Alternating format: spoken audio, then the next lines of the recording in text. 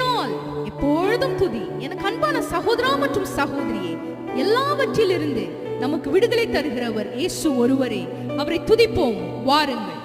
விடுதலையே விடுதலை விடுதலையே, லோகமதின் மோகத்தில் விடுதலையே, நானே என்னும் சுயவாழ்வில் விடுதலையே, நாதர்தனில் வாழ்வதால் விடுதலையே, சுயாதீன எருசலேமே, சுயாதீன எருசலேமே, சுயாதீன எருசலேமே, பரலோகம் விட்டிறங்குதே, அலங்கார மணவாட்டியா அழகாக ஜொலித்திடுதே.